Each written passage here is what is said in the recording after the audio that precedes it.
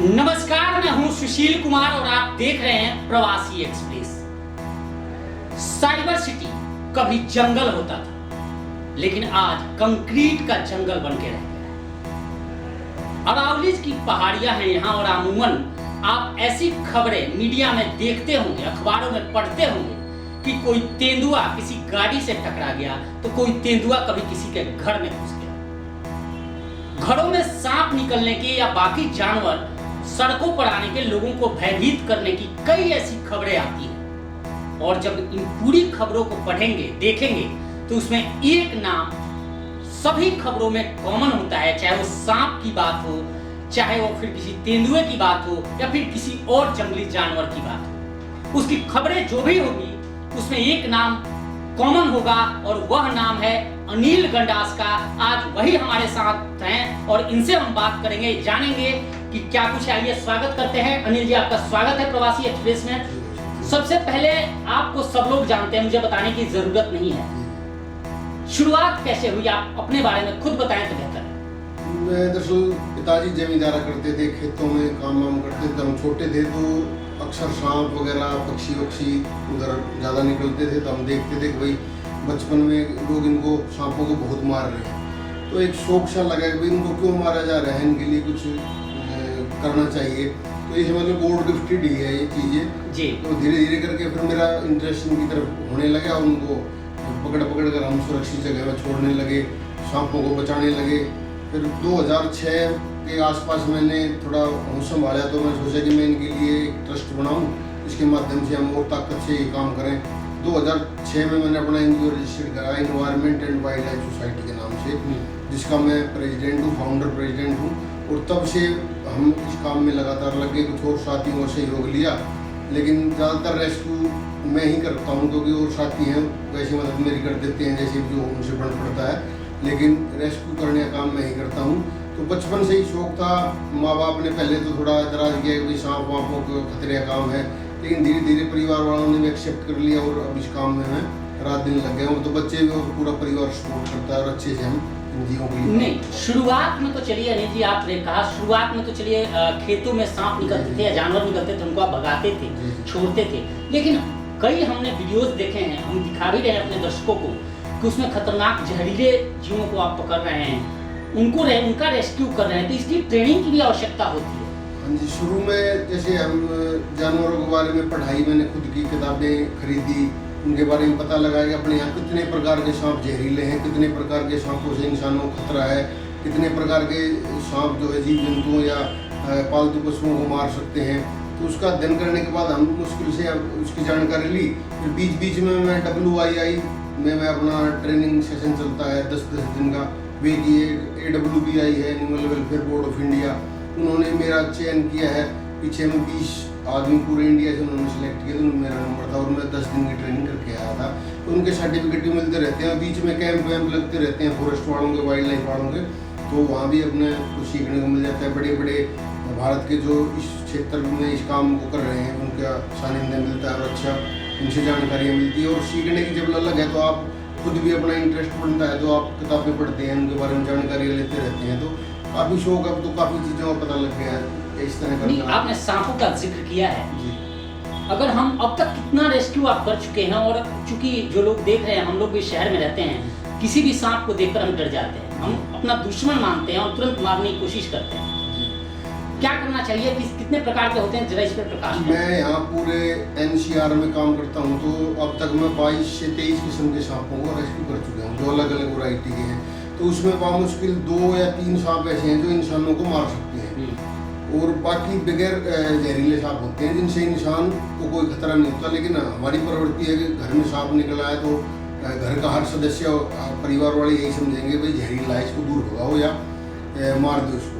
तो पहले क्या था कि लोग ज़्यादातर मार दिया करते क्योंकि उनके पास ऑप्शन नहीं होता था कि इनको कौन पकड़ के ले जाए, कहाँ छोड़ेंगे। तो अब लोगों के पास नंबर है, हमारे बारे में पता है, तो हमें बुला लेते हैं। वाइल्ड लाइफ महकमे में कुछ सुविधाएँ हैं, उनको बुला लेते हैं। तो यहाँ 2-3 प्रकार के सांप हैं जो इंसानों को मार देते हैं, और वे कॉमन है पूरे गुड़गांव में, लगा लो आसपास के जितने भी जिले हैं सब में, पूरे इंडिया में मिल जाते हैं। भारत में तो कौन से हैं? पूरे इंडिया में लगभग 350 किस्म के सांप मिलते हैं। उनमें से 20 सांप ऐसे हैं जो इंसानों के लिए घातक होते हैं, उनको मार सकते हैं। बाकी सारे सांप बगैर जहरीले होते हैं। और ये समझ लो कि सांप तो इंसानों के सबसे बड़े मित्र होते हैं, जहाँ तक मैंने इनके बारे में अध्ययन किया है, पढ़ा लिखा है। क्योंकि इतनी बीमारियों पर ये कंट्रोल करते हैं। चूहे, कॉकरोच, घरों में अनेक प्रकार की बीमारियाँ होती हैं, जिनसे बच्चों को बीमारियाँ होती हैं या हमें भी उनसे खतरा होता है।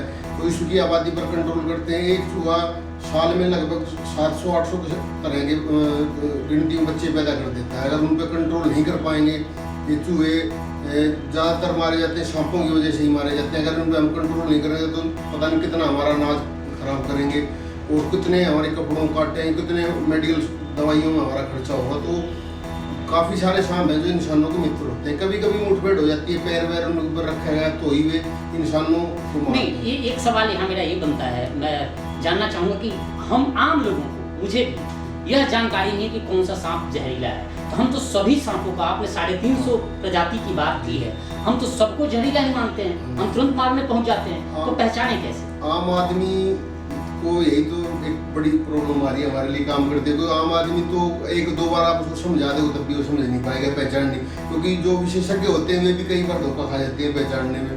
तो ये थोड़ा विषय है, इस पर हमने अपनी पढ़ाई लिखाई या ट्रेनिंग सेशन हमने चलाने चाहिए स्कूलों में जाके। हम कोशिश आप अगर कुछ बता सके इनके बारे में तो।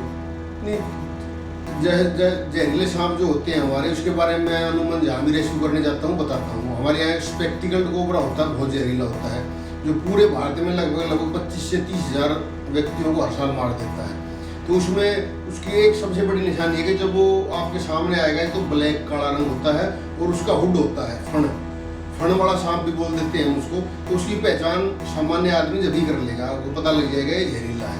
एक कॉमन क्रैत होता है अपने यहाँ पर, रात को ही निकलता है, वो ब्लैक होता है, 3-3.5 फुट की लंबाई होती है और सफ़ेद रंग की उस पर लाइनिंग होती है, जो वो भी आसानी से पहचाना जा सकता है। इन 2 सांपों की भी अगर आम आदमी पहचान कर लेगा तो काफ़ी सुरक्षा मिल जाएगी, खतरे से बाहर हो जाएगी, दिक्कत नहीं रहेगी। तो ये 2 ही सांप हमारे देश में सबसे ज़्यादा टॉप 4 में आते हैं, ये दो सांप जो हमारे यहाँ मिलते हैं। बाकी तो सारे सांप घर के अंदर भी आ जाएंगे, निकल जाएंगे, उनको मारना नहीं चाहिए। कोई भी सांप जहरीला नहीं है। आपके घर में कुछ ना कुछ आया है तो फायदे के लिए आएगा, आपकी सफाई कर्मी के तौर पर ये काम करेगा।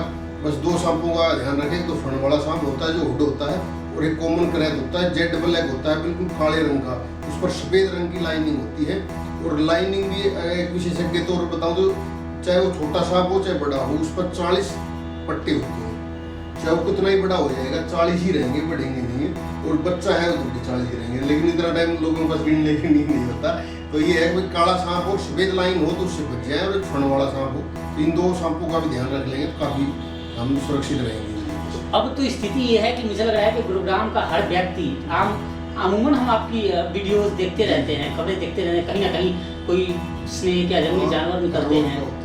तो इसमें इस पूरे काम में घरवाले तो दुखी रहते होंगे कि पूरे दिन सांप, रात दिन सांप ही पकड़ते रहते हो आप। हाँ, पहले तो ज़्यादातर घर वाली माँ बड़ी चिंता किया करती थी कि भाई कहीं कुछ हो जाएगा। ये मैडम भी मिसेज है, वो भी बड़ी परेशान थी।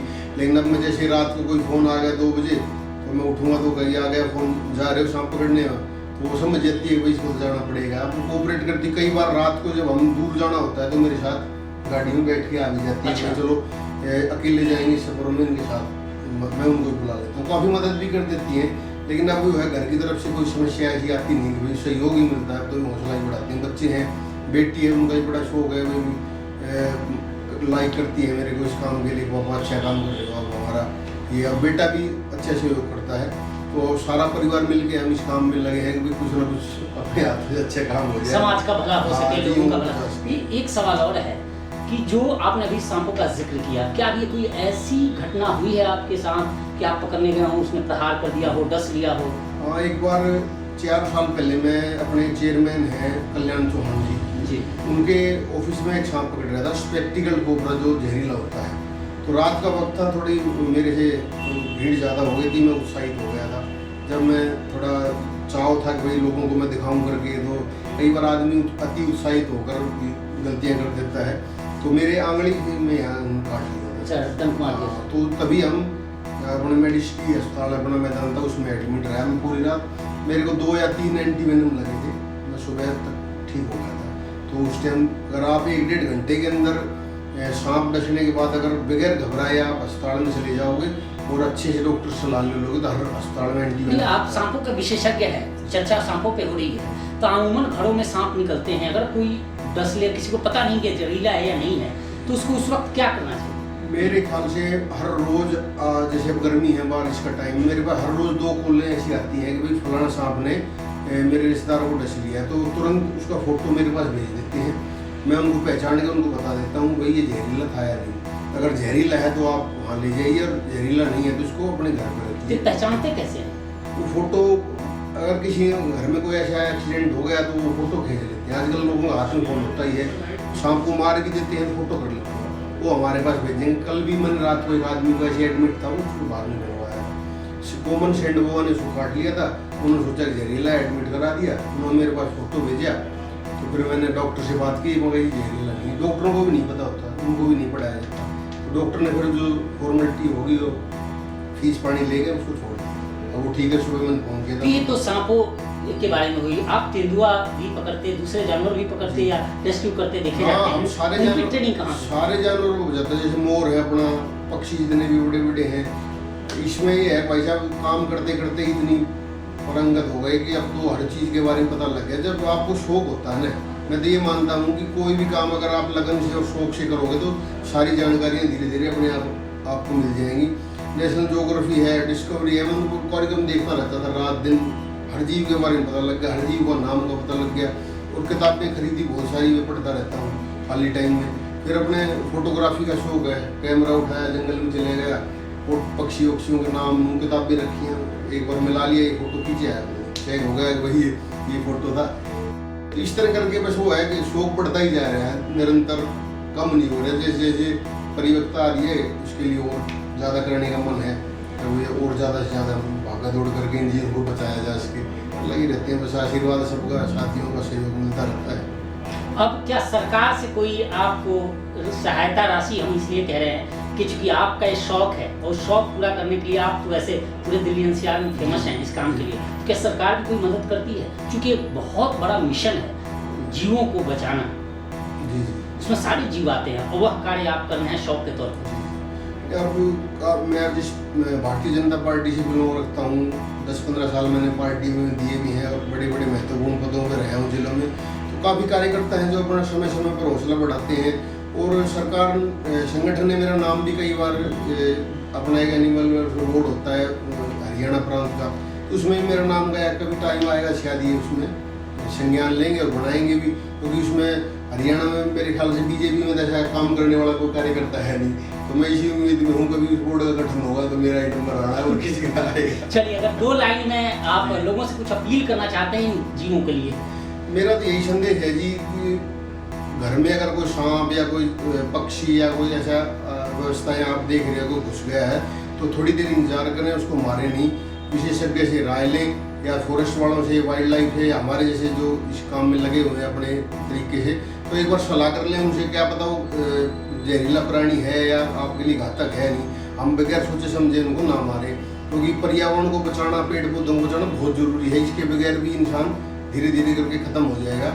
तो मेरी सबसे यही अपील है कि कृपया करके हमारे जैसे जो इस काम में लगे हुए उनका सहयोग ले लें, और एक बार सलाह जरूर कर लें, और आप भी कोशिश करेंगे किसी जीव को बचाकर, आपको भी बहुत खुशी मिलेगी। हम भी लगे हुए हैं, आप भी लगे, सभी मिलकर इस पर्यावरण और जीव जंतुओं को बचा पाएंगे। कोई कुदरत ने जो भी जीव जंतु हमारे यहाँ बनाया है, उसकी कहीं ना कहीं बड़ी उपयोगिता है, और हमारे फायदे के लिए है, वो नुकसान नहीं होगा। कभी कभी एक आध बार दुर्घटनाएं हो जाती हैं, वो अलग बात है, लेकिन हम सब मिलकर इस काम में लगेंगे तो सुख शांति बढ़ेगी, और सब मिलजुल कर रहेंगे। धरती उनकी भी है और हमारी भी है। बिल्कुल। तो इस पेशकश में फिलहाल इतना ही।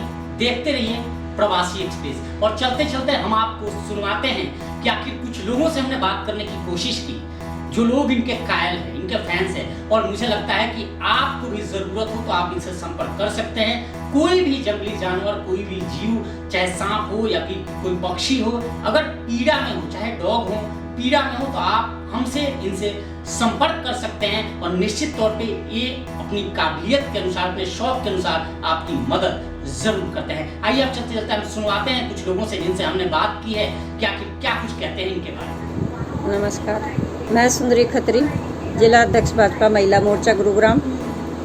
मुझे अनिल गंडास का काम बहुत ही सराहनीय लगता है कि ये जीव जंतुओं के बारे में इतना जानते हैं और जीव जंतुओं की सेवा के लिए हमेशा तत्पर खड़े रहते हैं।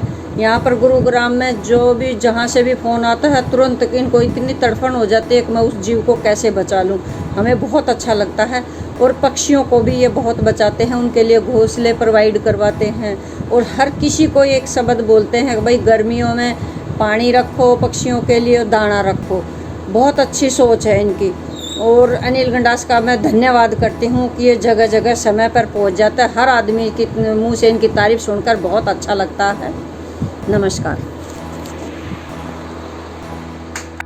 नमस्कार दोस्तों, मेरे पास जिला अध्यक्ष भाजपा गुरुग्राम की जिम्मेदारी है और मैं अनिल गंडास को पिछले 15 वर्षों से जानता हूँ। जिस तरह से ये वर्ल्ड लाइफ का काम करते हैं, इस तरह की शख्सियत समाज में बहुत कम देखने को मिलती है।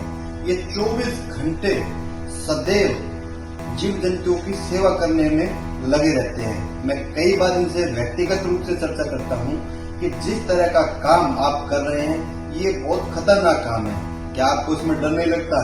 लेकिन ये हमेशा मेरे को कहते हैं कि जब तक मैं सेवा भाव से जीव जंतुओं की सेवा कर रहा हूँ तब तक मेरे को डर इस काम में नहीं लगता। मैं परमात्मा से ये विनती करता हूँ कि इस काम में अनिल गंडास जी दिन दुगनी और रात चौगुनी करें। अनिल जी को हम काफ़ी सालों से जानते हैं और अनिल जी ने ही हमें बताया है कि सांपों को भी जीने का पूरा हक है, हर जानवर को जीने का हक है। अगर अनिल जी ना होते तो आज तक पता नहीं कितने सांप इस दुनिया से जा चुके होते और सांपों की वजह से जितने आज तक लोग मर रहे हैं वे भी बच गए और सांप भी बच गए। और अनिल जी की सबसे बड़ी खास बात ये है कि ये इनको कभी भी फ़ोन किया कर लो, चाहे दिन में हो चाहे रात को, आधी रात को, अनिल जी कभी मना नहीं करते कि मैं नहीं आऊँगा। हमेशा अवेलेबल रहते हैं। अगर आप आधी रात को 2-3 बजे भी फ़ोन करोगे या कहीं से भी फ़ोन करोगे, कहीं आसपास के गांव से, तब भी अनिल जी ये मना नहीं करते कि मैं नहीं आऊँगा। इनकी सबसे बड़ी खास बात मुझे यही लगती है और ये बहुत अच्छे बंदे हैं। सांपों के साथ साथ ही और भी जानवरों का भी पूरा ध्यान रखते हैं। हम तो ये चाहते हैं कि अनिल जी आप ऐसे ही तरक्की करते रहो, ऐसे ही सांपों को बचाते रहो और भगवान की आप पर दया हमेशा बनी रहे।